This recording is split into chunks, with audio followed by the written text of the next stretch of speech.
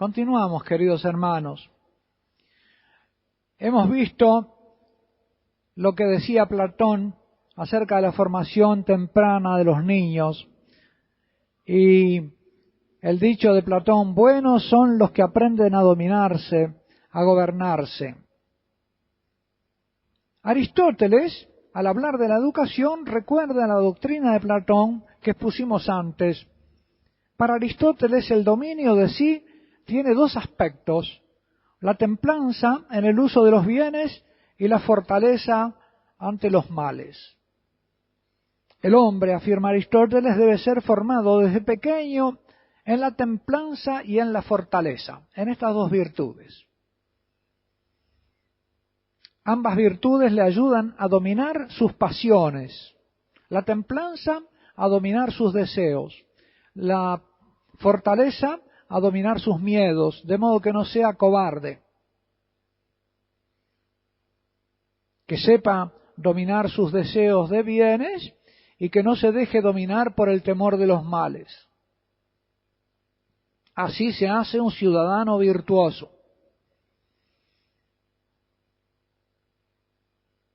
Y se rige por la razón. Templado y medido respecto de todo lo placentero, valiente y paciente frente a todo lo arduo y adverso.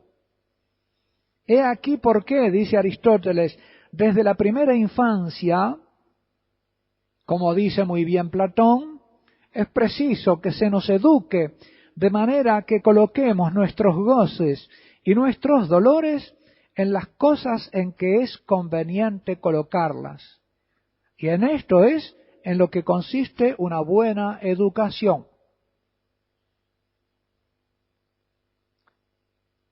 Con Aristóteles pierden el examen todos los pedagogos y psicólogos y los papás permisivos, cuyo lema es: no hay que reprimir, no hay que corregir, hay que dejar que el niño siga sus impulsos, que se guíe, por lo tanto, por sus deseos y por sus temores. Todo lo contrario. Estamos en las antípodas del pensamiento platónico y aristotélico. Es eso lo que está dominando nuestras ideas pedagógicas y educativas. Pero esa es una escuela que inevitablemente producirá lo que Platón llamaba malos, impulsivos, glotones, lujuriosos, violentos, incapaces de dominarse y cobardes también. Hombres que no son dueños de sí mismos y por eso terminan esclavos, primero de sus pasiones, después de las de los demás. Aristóteles enseña que hay que educar al niño desde chiquito a dominar sus deseos y sus miedos, poniéndolos donde se debe y a tolerar los sufrimientos, poniendo sus deseos y sus dolores donde debe ponerlos y a tolerar sus sufrimientos. Platón diría que la permisividad produce malvados. La educación en estas virtudes debe comenzar, como decíamos, desde la familia, educando en pequeñas cosas durante todo el día, mediante el ejemplo, en medio de la convivencia.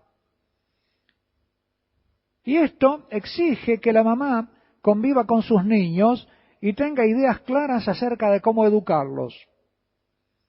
Que su papá también les dedique tiempo a estar con ellos. Y Platón agrega que la educación de los niños ha de ser placentera, usando con ellos juegos, cantos.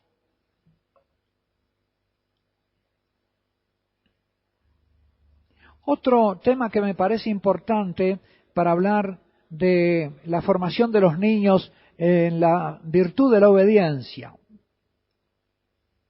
El primer hábito bueno o virtud que hay que inculcar en el niño, me parece, es el hábito de escuchar.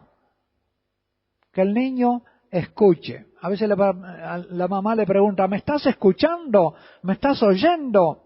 ¿qué te estoy diciendo? El niño no escucha. Y para enseñar al niño a escuchar hay que empezar por escucharlo.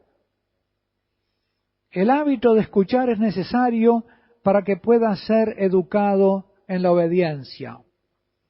Obediencia viene del latín ob audire, que quiere decir escuchar a alguien. Es necesario que el niño aprenda a escuchar a sus mayores. Y el niño aprende de los mayores a escuchar solamente si a su vez es escuchado por ellos. Los niños que no escuchan, por lo general vienen de padres que no los escucharon. A veces simplemente porque no estaban ahí para escucharlos. O porque los mandaron a ver televisión. La circunstancia más favorable para empezar a enseñarle al niño a escuchar en forma placentera, jugando, diríamos, como decía Platón, es a la edad de los por qué. La naturaleza ha puesto precisamente en el niño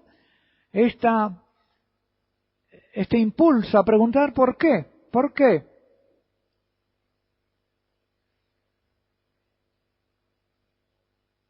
La mejor manera de enseñarle a escuchar es esa. ¿Por qué? ¿Y por qué? Estamos todavía en esa edad. Porque a esa edad le resulta placentero al niño preguntarse y escuchar las respuestas que le dan a sus preguntas. Y a partir del placer de escuchar la respuesta a su pregunta, se afianza en él el hábito de preguntarse y de escuchar, y de apreciar lo que se le dice. El niño que no sabe obedecer es porque no sabe escuchar, y no sabe escuchar porque no han escuchado ni respondido a sus preguntas. Así se ha hecho irreflexivo. Tampoco ha aprendido a hablar consigo mismo, a preguntarse a sí mismo y a responderse a sí mismo. Para esto hay que estar ahí, junto al niño. Se necesita presencia del mayor junto al niño, escuchándolo, prestándole atención y respondiéndolo, incitándolo a seguir haciéndose preguntas. De esa manera su inteligencia se despierta y se hace relacional, dialogal. Al fin y al cabo el pensamiento es una capacidad de dialogar dentro de sí mismo. La capacidad de pensar, de reflexión, es un diálogo interior.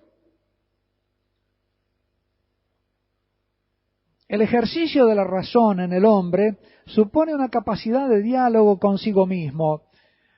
A esa edad se desarrolla, comienza a desarrollarse o se sofoca su capacidad de atender, su hábito de escuchar y ser escuchado, su autoestima como ser reflexivo y racional. Hoy suele suceder que los padres están ausentes a esa edad. El niño, por lo tanto, o bien se da sus propias respuestas, o bien recibe la de la empleada, o bien deja de preguntarse y de tratar de entender.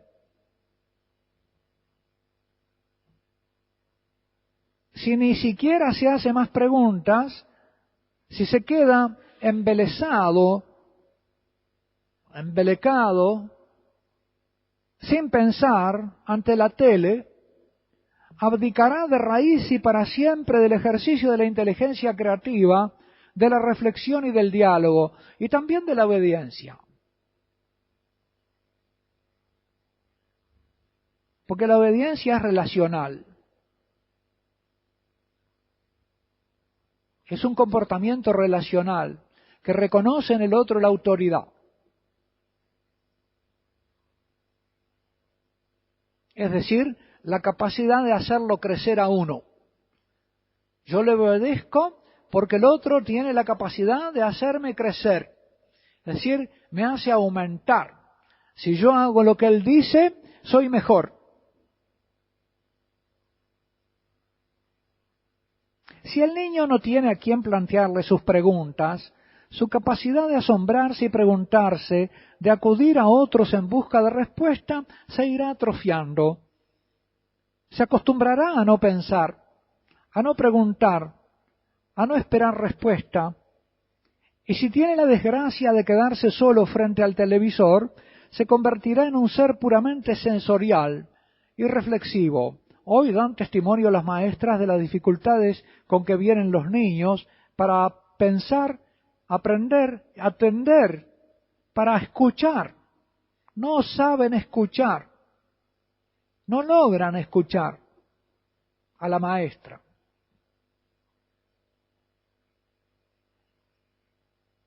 Hay como una especie de comienzo de decadencia del ser humano en este aspecto, en amplias capas de la niñez. ¿Y qué pasa si el hombre se convierte en un ser puramente sensorial e irreflexivo? Aristóteles, en su primer libro sobre la metafísica, dice que el hombre puramente empírico, el hombre que vive de sensaciones, puramente mirando y oyendo, él dice que el hombre tiene hambre de ver, que no se cansa de ver y de escuchar, que los sentidos son insaciables y que en eso el hombre tiene algo común con los animales, a los cuales les pasa algo parecido. Pero que si se queda mirando y viendo nomás, y no pasa a reflexionar y pensar, entonces no llega a niveles humanos de comprensión de los fenómenos y de las causas.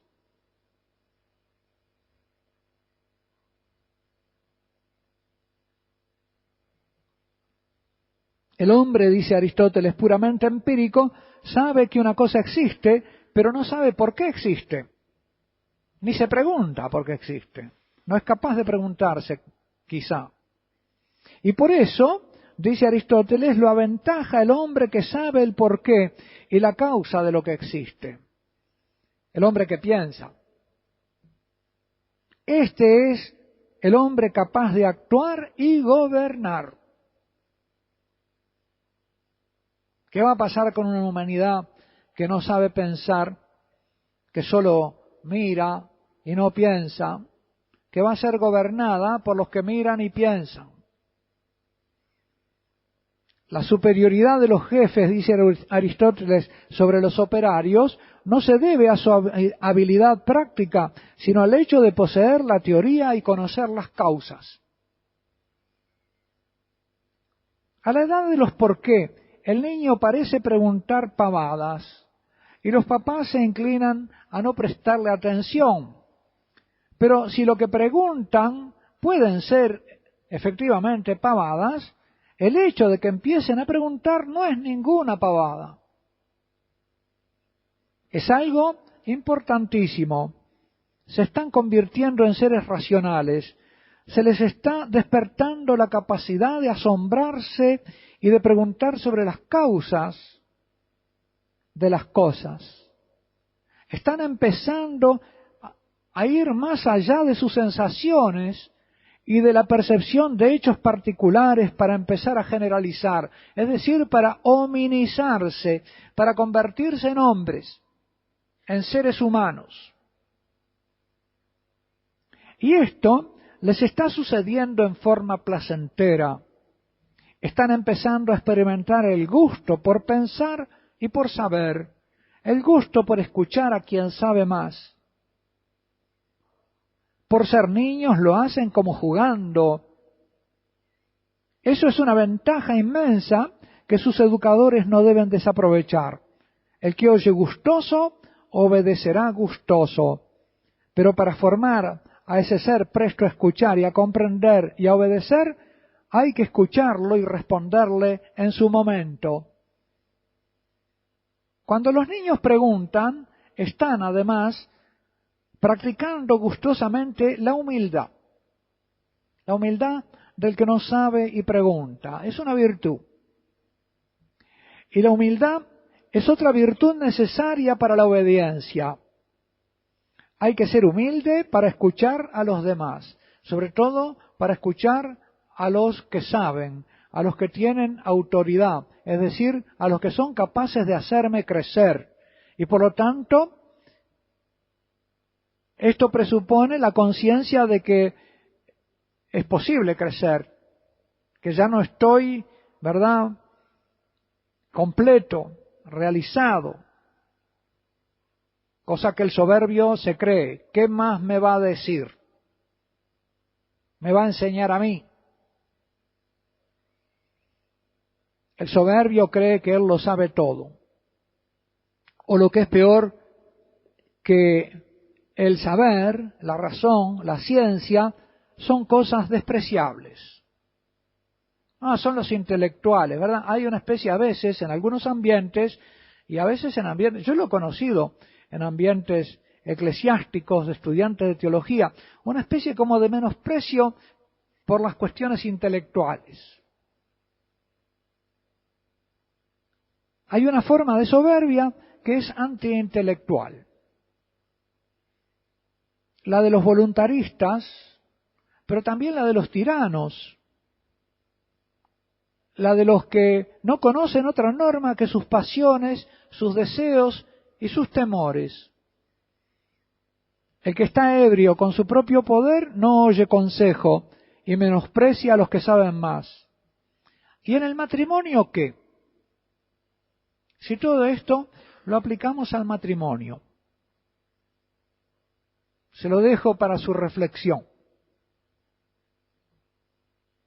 Por eso, cuando nuestros hijos empiezan a preguntar pavadas, no es ninguna pavada lo que está pasando.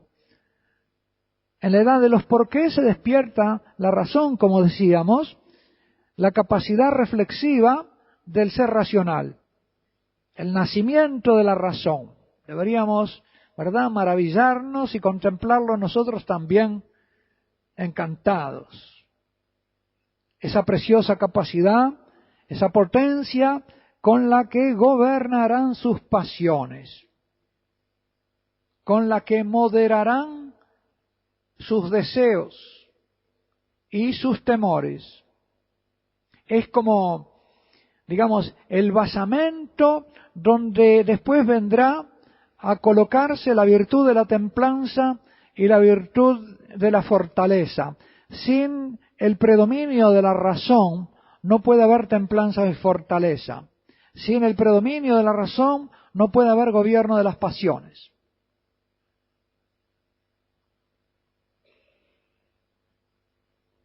Educar en el escuchar y en la obediencia, por lo tanto, vemos lo que va teniendo de consecuencias para la futura vida matrimonial, de vida de relación. En esa edad, el niño toma a los que lo oyen y le responden como autoridad de su razón, como maestros de su capacidad de razonar. Si él experimenta que sus padres no le atienden, no le oyen ni responden, tampoco aprenderá a escuchar a otros, empezando por sus mismos padres. Y cuando casados, ¿qué? ¿Sabrán escuchar?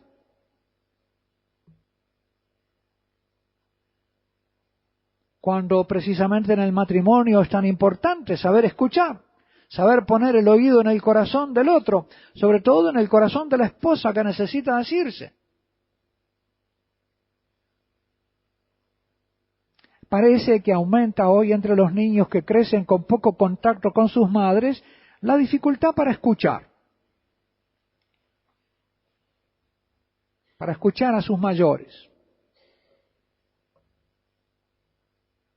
Se forman en la desaprensión que los mayores ven como una cierta insolencia o indiferencia, una excesiva autonomía, excesiva para su edad. Uno se asombra cómo este niño, ¿verdad?, es tan desobediente, tan incapaz de oír.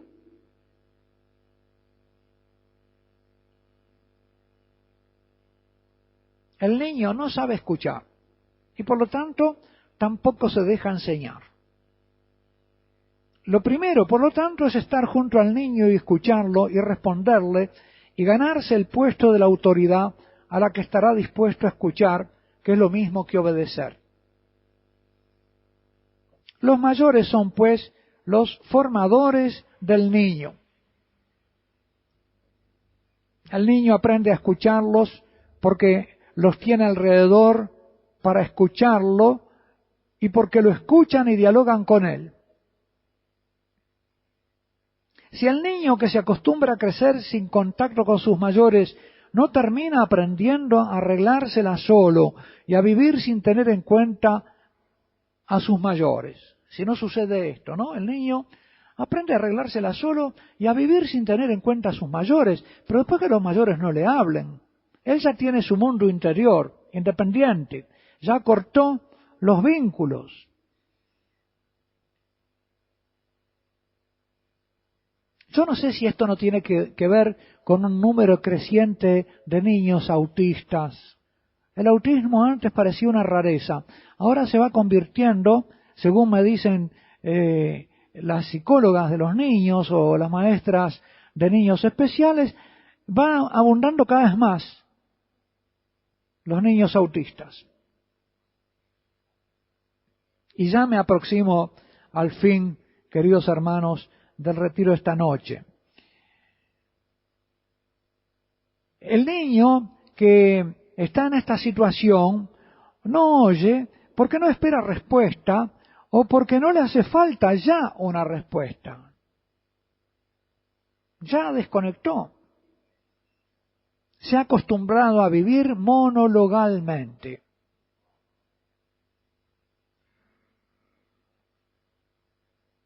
Pero entonces podemos preguntarnos, ¿qué le pasa a un ser monologal, incapaz de dialogar, de oír al otro y de responder?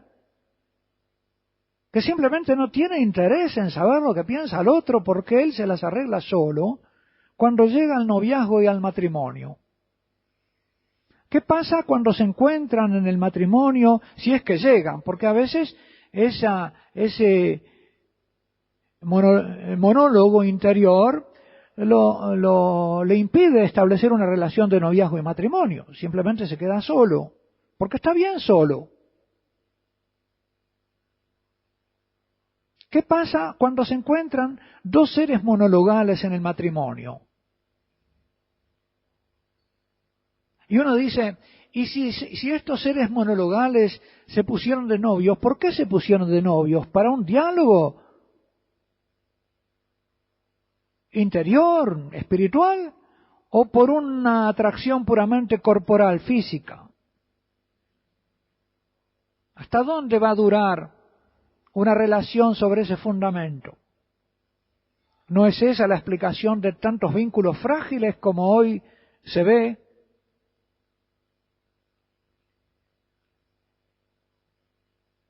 Esos seres monologales, ¿no les resulta más cómodo poner la música a todo lo que da? ¿No es eso lo que sucede actualmente en los bailes de los jóvenes? ¿Qué lugar al diálogo hay en esos bailes?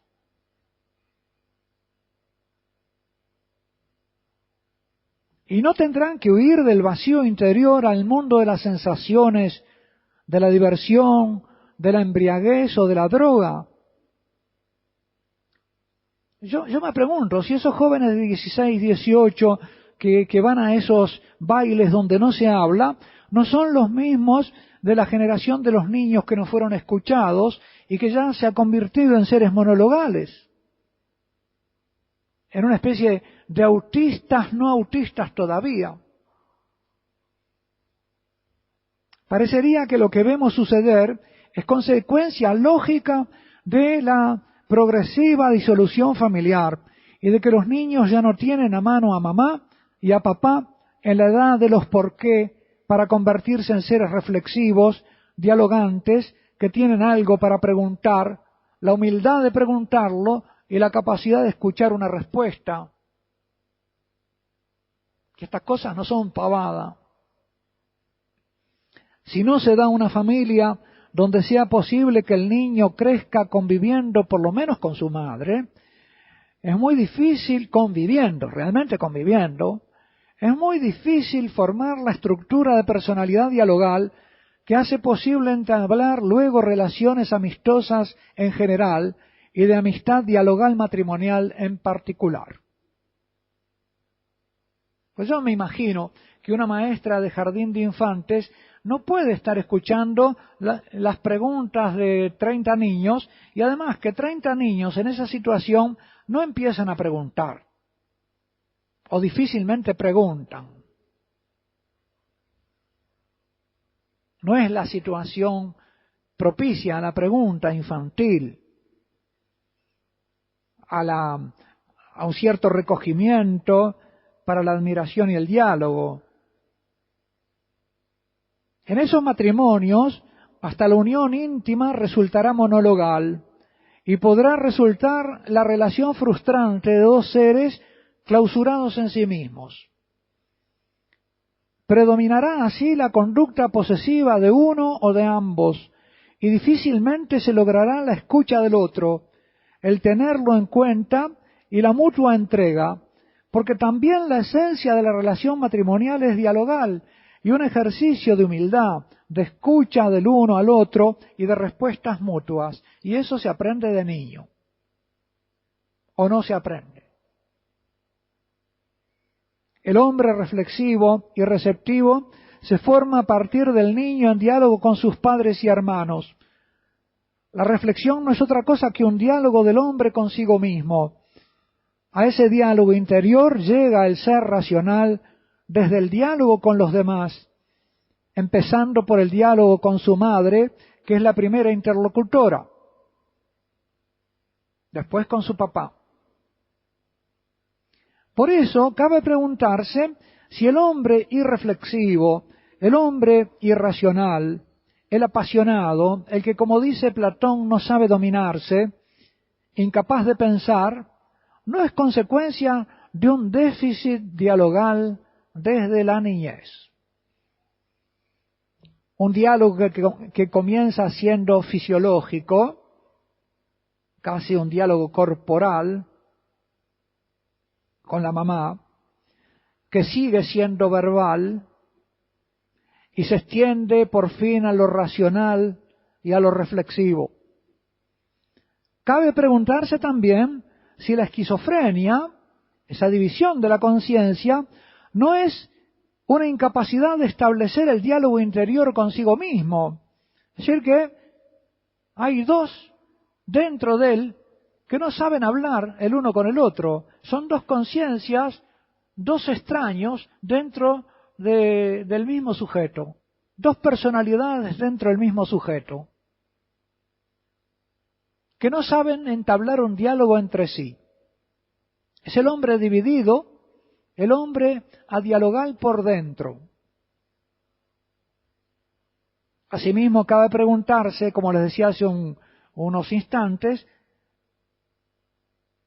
la relación que puede tener el número creciente de niños autistas con esas carencias infantiles. Queridos hermanos, hemos comenzado entonces esta noche a meditar la importancia que tiene la educación de los niños en las virtudes elementales de la escucha y la obediencia para los futuros comportamientos matrimoniales. Mañana, con la gracia de Dios, seguiremos meditando sobre estos temas. Le damos gracias al Señor por todas las luces que nos viene dando. Le pedimos en su presencia por todos los matrimonios, por nuestros jóvenes, nuestros niños, los que están de novios, para que viviendo como hijos de Dios puedan recibir la gracia de la sanación de las consecuencias del pecado original en ellos y vivir la santidad matrimonial.